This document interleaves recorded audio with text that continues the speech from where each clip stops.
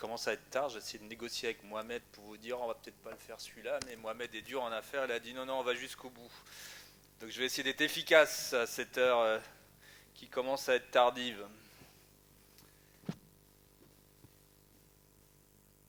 Alors, est-ce que la technique est avec moi? Oui, j'ai de la chance. Donc effectivement, bon, c'est une question assez ancienne, hein, donc mais qui se pose enfin, de plus en plus. Il y a des données quand même un peu récentes hein, sur les conséquences des apnées du sommeil sur l'issue de la grossesse. Et bah, la question, c'est jusqu'où est-ce qu'il faut aller? Est-ce qu'il faut vraiment dépister, diagnostiquer? Est-ce qu'il faut traiter? Et quoi dire aux femmes enceintes, effectivement, si elles ont des apnées du sommeil? Alors, bon, globalement, je n'ai pas besoin, je pense, je vais aller assez vite. Hein, la grossesse, c'est un moment un peu compliqué en termes de sommeil. Les femmes se plaignent beaucoup du trouble du sommeil. Plus de la moitié d'entre elles ont un PSQI, donc le questionnaire qui évalue le sommeil de façon globale qui est altéré. Et ça augmente, bien sûr, avec l'avancée de la grossesse. Et on a pu authentifier sur des polysomnographies un sommeil de moins bonne qualité, plus d'éveil intrasommeil, les WASO, Wake After Sleep Onset, une efficacité du sommeil qui est diminuée. Puis, bah, ce qu'on avait déjà discuté sur l'asthme ou d'autres pathologies, hein, enfin, dès qu'on a un sommeil qui est altéré, ça va potentiellement favoriser les apnées. Dès qu'on diminue le N3 et qu'on augmente les stades N1, N2 qui sont les plus susceptibles de générer des apnées. Et on le verra bien sûr plus de ça, mais on verra ça tout à l'heure. Et puis ici les différentes raisons qui peuvent perturber le sommeil. Initialement la nicturie, les troubles ostéosquelettiques. Et puis après les mouvements fœtaux vont apparaître aussi l'obstruction au niveau nasal. Et puis bien sûr le reflux gastro-œsophagien. Ou bien encore l'orthopnée, on ne va pas en parler aussi, mais en tant que somnologue, on ne doit pas non plus négliger les syndromes des jambes sans repos qui est très fréquent dans cette population.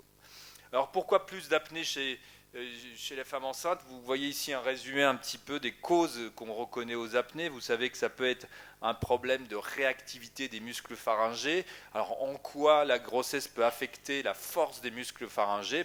Quand on dort moins bien, il a déjà été démontré qu'une altération du sommeil, quelle qu'en soit l'origine, ça diminue la force de contractilité des muscles pharyngés. Donc c'est un premier élément de réponse. On a vu que les femmes dormaient moins bien. Peut-être que les muscles pharyngés sont moins reposés et moins aptes à lutter contre la dépression induite par les inspirations. Deuxième élément, lorsqu'on a un seuil d'éveil bas, et là à nouveau, c'est ce que je vous ai montré tout à l'heure, les femmes dorment moins bien, donc c'est vrai qu'elles sont toujours entre deux eaux, et donc c'est plus susceptible de générer de l'instabilité ventilatoire et donc potentiellement de favoriser les apnées. Et en parlant justement d'instabilité ventilatoire, il a déjà été retrouvé, mais ça c'est quelque chose qui est bien connu, que les femmes sont plus réactives vis-à-vis notamment de la réponse au CO2, ce qui peut expliquer les dyspnées de début de grossesse, mais qui va aussi participer à cette instabilité ventilatoire. Et puis dernier élément, avant tout les apnées du sommeil, c'est un problème de gorge qui est trop étroite. Alors est-ce que la grossesse peut diminuer la taille de la gorge? Probablement que oui.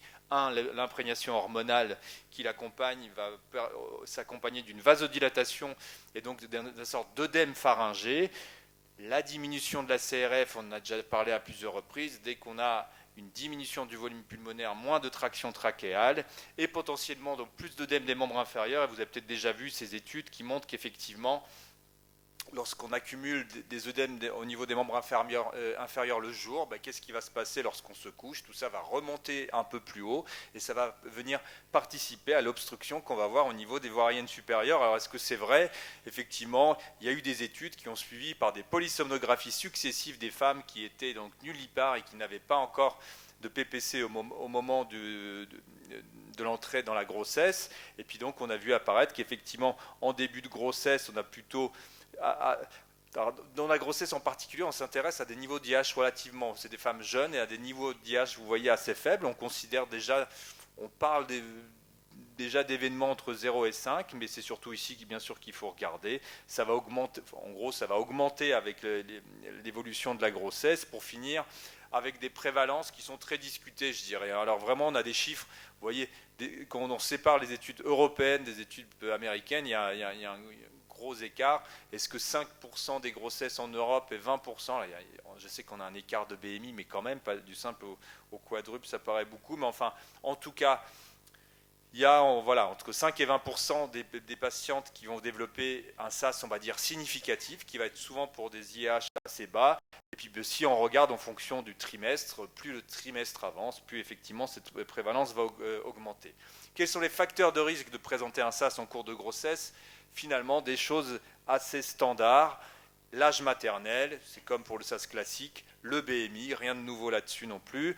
Et vous voyez qu'ici, il était retrouvé notamment que la présence d'une, et on verra c'est important, une hypertension artérielle chronique peut être un élément des femmes qu'il faudra surveiller de façon plus près. De toute manière, je pense que c'est une évidence.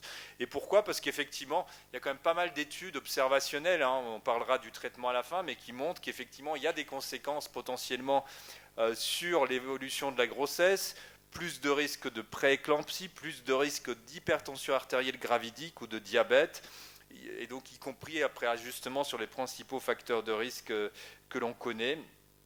Et très souvent, c'est vraiment particulier, enfin, plus ça va, moins ça me surprend. Alors, Clara en parlait, hein, peut-être pas les mêmes IH chez les hommes, chez les femmes, et sûrement pas les mêmes IH chez les jeunes que chez les personnes âgées. Vous savez, on parle des fois de pédiatrie, à partir de 1, on est déjà malade, et tout d'un coup, on devient adulte, et il faut au moins 5, voire 15 ou 30 pour qu'on nous considère. Je pense que l'histoire de cette maladie est beaucoup plus progressive, et à la fois, et dans cette pathologie, enfin dans cette association SAS et grossesse, à partir de 5, souvent on considère qu'il y a peut-être un surrisque pour l'évolution de la grossesse. L'évolution de la grossesse, et puis ce qui est encore c'est très important aussi, c'est l'issue de la grossesse. Est-ce qu'il y a des conséquences sur le bébé? Donc il a déjà été retrouvé effectivement plutôt des grossesses un peu plus précoces qui vont de la prématurité, et puis un poids de naissance qui va être plus faible. Ce qui est intéressant aussi, ici un papier tout nouveau, là, ils sont intéressés plutôt aux déclarations aussi administratives, je crois que c'est en Californie que ça a été fait, ils ont regardé l'issue de la grossesse en fonction de ce qui a été déclaré comme pathologie du sommeil chez les femmes. Alors, on retrouve ce que je vous ai dit tout à l'heure, que ce soit pour la prééclampsie, ici le risque d'abortion, ou bien ici la prématurité, mais notez, parce que c'est vrai que le topo était préparé sur les apnées du sommeil, mais on est tous somnologues, l'insomnie chez la femme enceinte est un facteur de risque presque aussi important. Donc à nouveau, je pense ça fait 2 jours qu'on le répète, mais je pense qu'on est tous convaincus. On n'est pas là pour mettre des machines, mais pour prendre en charge des patients. Et il y a quelques études interventionnelles, là je vais essayer d'aller vite, mais pour montrer que des thérapies cognitivo-comportementales peuvent aussi évoluer, favoriser l'issue de la grossesse. Alors pourquoi est-ce que la grossesse peut induire des modifications, je dirais, sur l'issue, sur ce qu'on appelle la progéniture? Je vais aller assez vite, mais je trouve que c'est plus, j'allais dire amusant, c'est peut-être pas le mot, mais intéressant de savoir est-ce que le SAS pourrait être le lien sur les caractères un peu transmissibles de l'obésité qu'on peut constater dans certaines familles. Ici, la maman est obèse et les enfants sont obèses, mais vous verrez que le chat est obèse aussi. Donc, il y a des choses, il y a des problèmes comportementaux, de nourriture, etc. On sait qu'il y a des traits génétiques, mais il y a des hypothèses pas encore solides, hein, c'est surtout c'est issu d'expérimentations animales qui feraient dire qu'une maman obèse va faire des apnées pendant sa grossesse, et que c'est les apnées qui vont programmer le nouveau-né à être un futur obèse, on va dire. Alors, deux hypothèses à ça, hypothèse vasculaire que je vais vous montrer, et puis hypothèse épigénétique. Hypothèse vasculaire, si vous soumettez des souris qui sont enceintes à soit de l'hypoxie intermittente, soit la fragmentation du sommeil, donc les 2 éléments un peu qui caractérisent le syndrome d'apnée du sommeil. Qu'est-ce que vous allez induire au niveau du placenta? Pour aller vite, vous allez du stress oxydant, de l'inflammation et une moindre réactivité vasculaire au niveau du placenta. Donc une hypothèse qu'effectivement les apnées du sommeil peuvent induire une dysfonction placentaire qui va altérer, je dirais, le bon développement du bébé, qui va être un bébé qui va être moins bien nourri au cours de la grossesse. Et il y a ce phénomène qui a été décrit dans les épisodes de famine et autres, qu'un bébé mal nourri, dès qu'il naît, il essaye, on va dire, de se rattraper, et donc ça peut favoriser potentiellement le développement de l'obésité dans un second temps. Donc effectivement, il y a cette hypothèse vasculaire. L'autre hypothèse, c'est l'hypothèse épigénétique. Vous savez qu'on peut modifier un peu l'expression de notre génome en fonction de différentes choses qui qui nous arrivent au cours de la vie. C'est des modifications qui sont plus ou moins réversibles, hein, donc c'est des histoires de méthylation d'ADN, de modification des histones, et puis de l'émission d'ARN plus ou moins non codant. C'est ça qui va moduler que certaines protéines seront plus ou moins bien exprimées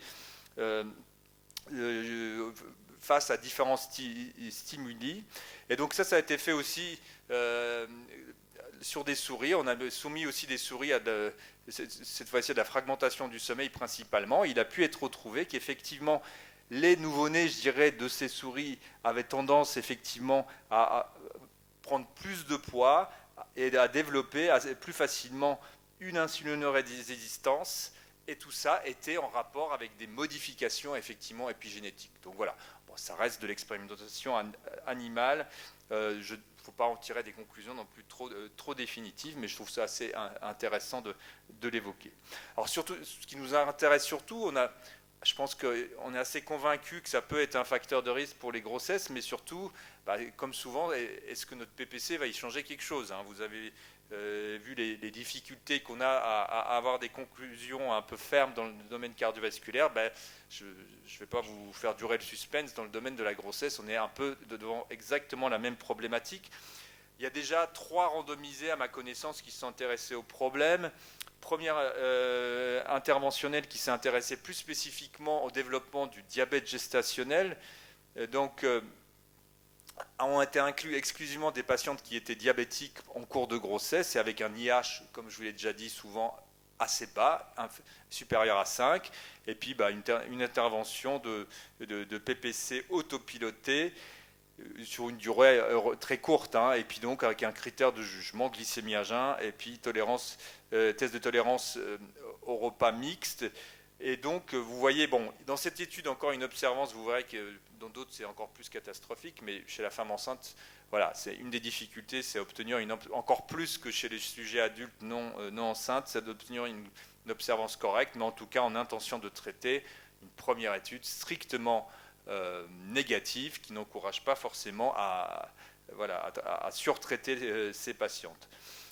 Deuxième étude, cette fois-ci, qui s'est intéressée au risque cardiovasculaire, à nouveau des critères d'inclusion, cette fois-ci un peu plus larges, c'est-à-dire juste sur l'IMC, un IMC supérieur à 30 avant la grossesse, et puis un IH supérieur à 5, bon, inférieur à 50, peu importe, à nouveau la même intervention, et un critère de jugement un peu complexe, là, qui essaie d'évaluer le risque cardiovasculaire incident dans son ensemble. Je ne vais peut-être pas trop rentrer dans le détail, mais à nouveau, globalement, l'objectif principal n'était pas atteint, qu'effectivement la PPC ne changeait pas le pronostic vis-à-vis du risque vasculaire de ces patientes. Et finalement, une dernière étude, il a fallu attendre la 3e, et c'est tellement rare de montrer des études randomisées prospectives dans notre domaine qu'il faut quand même la regarder.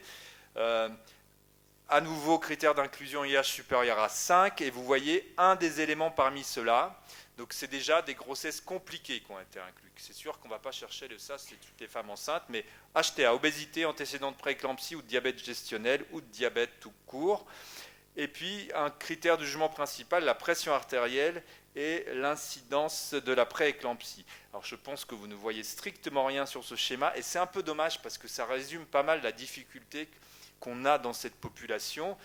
Il y a eu à peu près 1000 patientes de screenées, et il y en a déjà 700 qu'on dit « non, ça ne m'intéresse pas ».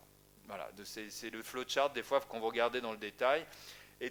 Et après, entre celles qu'on dit « oui, je veux bien éventuellement passer », il y a il y a un petit peu de perte au moment de l'enregistrement qui finalement refuse dans un second temps. Et celles qui sont finalement randomisées dans un groupe ou l'autre, c'est relativement faible. Et celles qui sont dans le groupe interventionnel, regardez cette fois-ci, je ne sais pas comment cette étude a pu être positive, parce qu'on parlait d'observances qui parfois sont catastrophiques.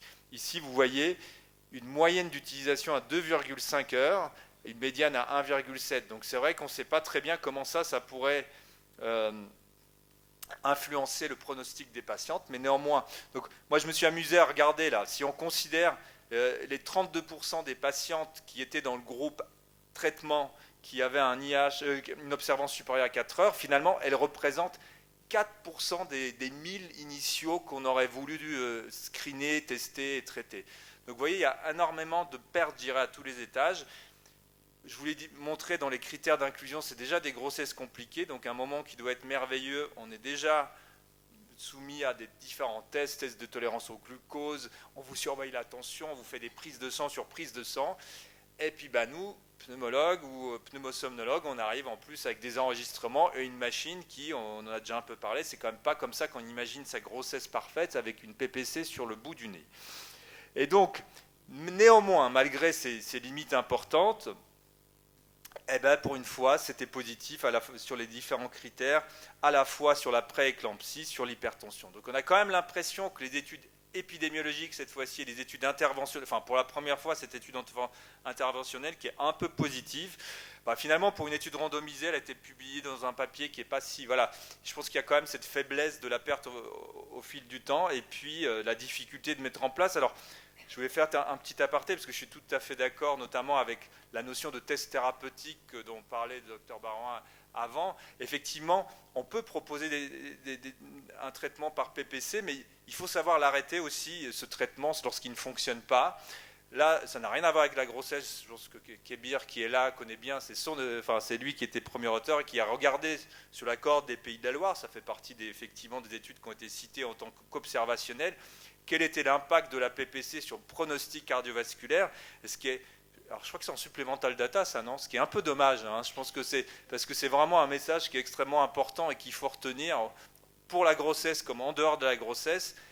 Si les patients utilisent la PPC, effectivement, avec toutes les limites qui ont déjà été développées, le Hisiadera effect, on a beau ajuster, mais ça reste des études observationnelles, mais on a une tendance qui se dégage fort heureusement plutôt du bon côté, c'est-à-dire une diminution du risque vasculaire. Mais ce qui est très intéressant dans ce papier, c'est que si jamais l'observance est plutôt aux alentours de 2 ou 3, c'est-à-dire le patient à qui vous allez quasiment scotcher la machine sur le nez et qui passe sa nuit à lutter contre cette machine, vous pouvez plutôt être délétère. On a déjà discuté potentiellement la PPC délétère si jamais les marqueurs de réactivité vasculaire, cardiaque et puis l'hypoxic burden bas, on commence à se poser des questions. Mais en tout cas, si cet essai thérapeutique est négatif, alors vous êtes pneumosomnologue, vous essayez d'améliorer cette observance en changeant l'interface, les réglages. Si à un moment on n'y arrive pas, on arrête. Je pense que vaut mieux d'abord de ne pas nuire, vous connaissez ce... Voilà, donc je pense que c'est un message quand même relativement important. Kébir, c'était pas la première fois que c'était effectivement décrit, il y a des papiers d'Espagnols sur l'hypertension, c'est la même chose. Hein. La PPC peut-être diminue un peu l'hypertension résistante chez les patients les plus sévères, au-delà d'une certaine observance, mais il y a quelques papiers qui montrent que si vous mettez votre machine 2 heures, vous l'augmentez. Donc il faut savoir mettre en route un traitement, l'évaluer, l'améliorer, mais à un moment, il faut tirer les conclusions qui s'imposent. Et donc les conclusions qui s'imposent, là pour l'instant, parce qu'il y a des recommandations, il y a des gens qui ont beaucoup bossé en Amérique, il y a des recommandations qui sont quasiment dédiées à ça et qui globalement ne proposent pas d'un screening global chez les patientes qui sont enceintes. Hein. Ils considèrent peut-être un screening chez les patients qui ont un BMI élevé, ou des patientes qui sont déjà à risque de grossesse compliquée, hypertensive, diabète, etc. Donc, je pense que on reste clinicien avant tout, donc de toute manière, une patiente qui a un sommeil qui est perturbé, qui est symptomatique, c'est comme pour le cardiovasculaire, on continue de la traiter, mais lorsque le symptôme n'est pas au premier plan, on va surtout s'intéresser aux patientes qui ont une grossesse déjà comorbide, et j'aime beaucoup ces recommandations parce qu'elles sont très raisonnables. On propose la PPC tout en disant à la patiente que c'est avant tout dans un objectif symptomatique et qu'à aucun moment aujourd'hui, je dirais, c'est pas parce que je vous ai montré une randomisée très critiquable qu'il faut changer un peu la donne. On ne dit pas à la patiente, parce que ça, je pense que c'est lui dire, si jamais vous ne mettez pas votre machine, votre bébé sera moins bien. Il faut clairement pas le faire, quoi. Je veux dire, faut être très raisonnable. On n'a pas... Je pense qu'on peut proposer un traitement, mais il faut savoir à la fois l'arrêter et ne pas être culpabilisant dans ces grossesses qui sont déjà un peu souvent compliquées. Donc voilà, la grossesse effectivement est un moment à risque au niveau du sommeil. Je vous ai parlé beaucoup des apnées du sommeil. On aurait pu faire le même topo sur les jambes sans repos, où il faut savoir aussi avoir des algorithmes un peu qui sont proposés dédiés à cette pathologie. L'insomnie, je pense qu'il y a tout un champ effectivement à explorer également. Et puis Pour ce qui concerne spécifiquement le SAOS, je pense que c'est souvent dans des grossesses déjà un peu compliquées. Et donc, comme je voulais un peu montrer, je pense que le diagnostic, la mise en route du traitement sont encore plus compliqués que chez les autres sujets adultes parce que justement, c'est des patientes qui sont déjà très sollicitées. Et donc, il y a peut-être des choses à améliorer. Les nouveaux dispositifs diagnostiques, alors on est toujours en train de discuter, c'est bien, c'est pas bien. Peut-être que dans cette population, parce qu'effectivement, enfin, il y a aussi l'accès aux soins. On discutait depuis hier que des fois, c'est 9 mois pour avoir un rendez-vous chez un somnologue. Je n'ai pas besoin de vous dire qu'au bout de 9 mois, en ce qui concerne la grossesse, on arrive un petit peu tard. Donc ces nouveaux diagnostics, peut-être plus simplifiés à la maison, pourraient peut-être améliorer ces différents éléments et peut-être proposer plus facilement ce type de prise en charge sans jamais être culpabilisant. Merci beaucoup pour votre attention. Merci, Monsieur Zépézur. Vous restez sur place. Madame Bianchi va vous rejoindre dans 2 secondes. J'ai quelque chose à annoncer au sujet de l'Assemblée générale du bureau qui vous demande de rester sur place pour écouter les bilans moraux et financiers et débattre, faire des propositions, débattre de l'avenir, des propositions, des choses pour avancer, pour faire évoluer tout ce qui concerne le sommeil. Voilà ce que j'ai à vous dire et on ouvre la liste pour les questions, s'il vous plaît. Micro.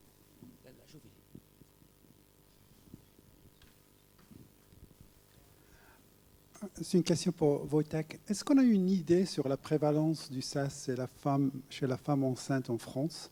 Ça, c'est la première question. Et la deuxième, est-ce qu'on a une idée du pourcentage de ces femmes qui ont déjà un SAS avant qu'elles soient enceintes? Et est-ce qu'on a une idée du pourcentage de femmes qu'on diagnostique avec un SAS quand elles sont enceintes, qui restent en fait avec un SAS après la grossesse? Alors, est-ce qu'on a une idée? Je pense que non, non et non. À tes 3 questions, je vais laisser. À ma connaissance, il y a pas mal d'études européennes. Alors, on ne doit pas être très différent, mais je pense qu'on peut considérer. C'est assez stable. On était toujours dans les, dans les 5%, quoi. Donc, je pense que dans les grossesses potentiellement avec un SAS plus ou moins significatif, on pourrait retenir peut-être ces chiffres européens de 5, mais je n'ai pas connaissance d'études françaises. La deuxième question, c'était.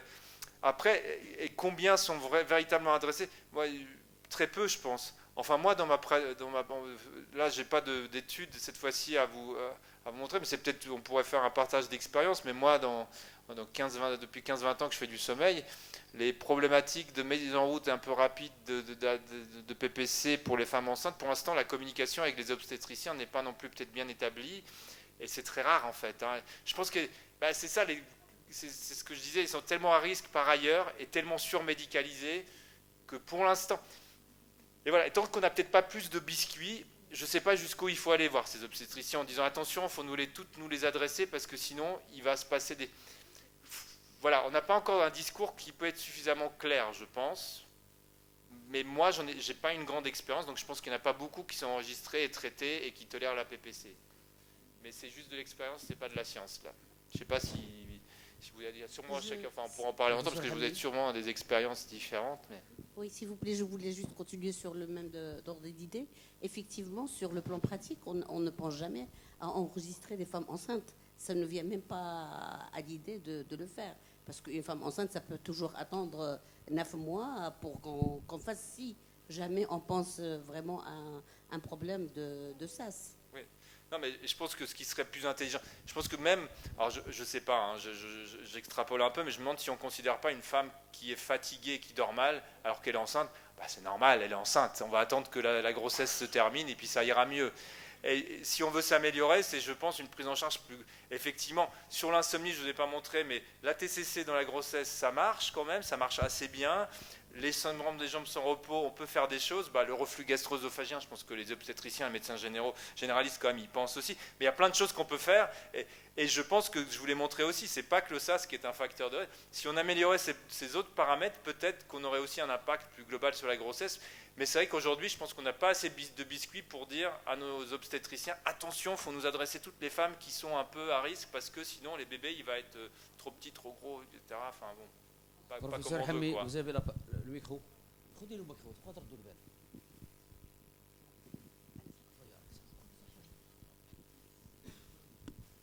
Merci pour votre intervention. En fait, ma question, c'est par rapport à l'impact sur le nouveau-né. Donc, les études montrent clairement qu'il y a un retentissement en fait, sur le nouveau-né, avec des retards des acquisitions psychomotrices. Alors, si on rate la thérapeutique dans la zone de vulnérabilité qui est la grossesse, quelles sont les interventions pratiques qu'on peut faire pour le nouveau-né? Alors, sur le nouveau-né, en termes de développement, enfin, c'est pas ce que j'ai montré quand même, hein. Moi, je ne connais pas d'études qui vont aussi loin pour dire que c'est plutôt les paramètres de naissance qu'on a, mais dans le développement futur du bébé, tout ce que j'ai montré, c'est chez la souris. Et donc, aujourd'hui, je pense que ce n'est pas démontré qu'il y a un trouble du développement neurologique, etc. C'est plus dans le métabolique que c'est démontré chez la souris, gentiment. Et à nouveau, c'est pas, enfin, je me répète sur beaucoup de choses, mais il y a des facteurs de risque et facteurs de risque modifiables. Est-ce que c'est un facteur de risque? Visiblement oui, mais est-ce que parce qu'on met une PPC, on rétablit la normale et puis tout va mieux? C'est pas aussi simple. On l'a vu dans le cardiovasculaire, on continue de débattre depuis 20 ans, et là on est un peu dans la même problématique. Et donc on ne peut pas mentir aux patientes, quoi. C'est les études qu'on a pour l'instant. Alors ce qui a été montré, ces souris qu'on a soumis à la fragmentation du sommeil et qu'on fait des souris, une descendance un peu diabétique, on va dire, obèse et diabétique. Après on les a fait pédaler, on les a mis dans des trucs, des roues à hamster, et cette épigénétique est quand même modifiable. Donc effectivement, bon, pour cette partie-là, si après on fait de l'exercice par exemple, il y a moyen de modifier certaines choses, mais voilà, je pense qu'aujourd'hui, on ne peut pas être trop radical, quoi. Pas encore, ou pas. En fait, il y a des études qui ont montré qu'il y a un risque plus élevé de césarienne, de bébé né prématuré, et troisième, avec un poids plus bas qu'un bébé avec maman qui n'a pas de sas. Mais il y a aussi les études qui ont montré que les enfants, les bébés qui sont nés prématurés ont un risque plus élevé de développer un sas très très jeune aussi. Alors il y a un lien, une maman qui a un sas, elle va non traiter, peut-être qu'il y a le risque qu'il va donner naissance à un enfant qui a un risque plus élevé de sas. Peut-être, mais il faut qu'on travaille sur comment les traiter et montrer que ça change quelque chose. Pour l'instant, ils refusent notre traitement et voilà, enfin, c'est toute la problématique, c'est que on a beau avoir un traitement qui règle tout, s'il est trop contraignant pour être utilisé, c'est pas un bon traitement, quoi. Enfin, si la PPC n'est pas applicable en temps de grossesse, ou alors chez 4% des femmes, on n'a pas de traitement à proposer. Enfin, faut qu'on cherche autre chose, quoi. Si c'est pour 4% des patientes qui veulent bien l'accepter au bout du compte. Enfin voilà, je grossis un peu le trait, mais voilà, c'est ça le principe des études randomisées et pas. Enfin. Une dernière. Pour Clara. Si vous voulez pas, c'est pour la femme enceinte. On découvre chez elle pour la première fois le syndrome d'apnée de sommeil. C'est sûr que ça va être, par exemple, au 3e trimestre où le volume abdominal est plus élevé, tout ça. Donc, elle va nous poser une question. Si vous mettez l'appareil, est-ce qu'après l'accouchement, je vais continuer à être sous la PPC? Est-ce qu'il faut la réévaluer après et combien de temps après l'accouchement? Ça d'une part. D'autre part, si on doit la mettre sous PPC, mais ça ne marche pas chez elle, est-ce qu'il y a une place à l'orthèse? La première question, oui, bien sûr. Enfin, il faut lui dire que probablement, si elle perd, le risque, c'est de maintenir un poids plus important en post-grossesse. Donc, je pense que en post-grossesse, tout se joue à la capacité de retrouver son poids initial avant la grossesse. Donc, à mon avis, il faut lui dire que jusqu'à preuve du contraire, on va pouvoir effectivement enlever la PPC. À quel moment? Enfin, je pense que le vécu d'une jeune maman, toute jeune maman, est tellement compliqué que je ne connais pas très bien, je ne sais pas s'il y a des études, l'utilisation de la PPC pendant les 3 premiers mois en post-grossesse déjà, parce que je pense que c'est compliqué d'alterner l'allaitement, la machine, enfin ça devient quand même compliqué. Donc, à mon avis, il n'y a pas d'urgence. Je veux dire, s'il y a une fenêtre de tir, c'est effectivement, dès que vous avez cette femme qui a un sas, lui proposer une machine, ça me paraît logique. Si elle la tolère, tant mieux. Et après, réévaluer au bout de 3 mois. Alors, jusqu'où réévaluer? Revoir les patientes et voir si elles sont symptomatiques, ça me paraît... Moi, par exemple, pour les patients qui ont été opérés par chirurgie bariatrique, quand je les revois, qui me disent qu'ils ont perdu 30 kilos, qui dorment comme des bébés, et qu'ils n'ont pas j'ai arrêté de faire des enregistrements. Ça sert à quoi de montrer quelque chose qu'on voit qui est gros comme le nez au milieu du visage? Donc voilà. Et la deuxième question, oui, est-ce qu'on peut mettre l'orthèse? Alors, à connaissance, il n'y a pas d'études. 2 éléments de réponse. Moi, en fait, en tout cas, ça m'a toujours paru une piste intéressante pour moi de changer complètement le parcours de soins par rapport à l'adulte, d'arrêter PV, PSG, PPC et de proposer nouveaux outils simplifiés dont on parle, Maxime, je crois que vous parlez de MAP, pourquoi pas Watchpad, Sunrise, enfin des choses extrêmement simples qu'on n'a pas besoin, voilà, plus simples parce que la grossesse est compliquée. Et pourquoi pas l'orthèse? Vis-à-vis de l'orthèse, il y a des histoires de laxité ligamentaire que je ne maîtrise pas trop, comme on m'a déjà dit, mais je ne suis pas un grand spécialiste, que pour pouvoir permettre l'accouchement, il y a des changements hormonaux qui font qu'on a une plus grande laxité ligamentaire, donc il ne faudrait pas qu'il y ait des conséquences. Je ne vois pas d'études, mais certains spécialistes pointent du doigt que le dormir, voilà, il ne faudrait pas qu'il y ait des troubles ligamentaires. Mais ce qui me paraîtrait intéressant, parce que là, enfin, je ne sais pas, donc, moi je suis incapable de fournir une orthèse bien réglée en moins de 6 mois. Actuellement encore, j'ai 4 dentistes qui bossent avec moi très bien. Donc il y a aussi la question du délai aussi de mettre tout ça. Il y a les thermomoulés. Vous connaissez peut-être les orthèses thermomoulées qui ne marchent pas si mal que ça. Il y en a, si c'est fait par des spécialistes, on plonge l'orthèse dans l'eau et puis après, il suffit de mordre dedans. Elle est déjà au moins efficace pour quelques mois. Donc ce schéma enregistrement simplifié et puis traitement simplifié est plus acceptable qu'une machine sur le nez pour finir ce qui doit être un moment agréable de la vie. Mériterait peut-être d'être testé, mais je n'ai pas de données avec les limites. Voilà, je ne connais pas exactement ce problème ligamentaire, quoi. Mais ça me paraît être une très bonne piste, en tout cas. Peut-être pour améliorer ces 3%, quoi, puisqu'à 3%. Merci beaucoup. Merci, madame, monsieur, les modérateurs. Au nom du bureau, je vous demande de les applaudir, d'applaudir tous les orateurs, tous les modérateurs qui ont veillé sur le bon déroulement. Et merci pour l'assistance. On s'excuse du retard de 2 minutes par rapport au temps prévu.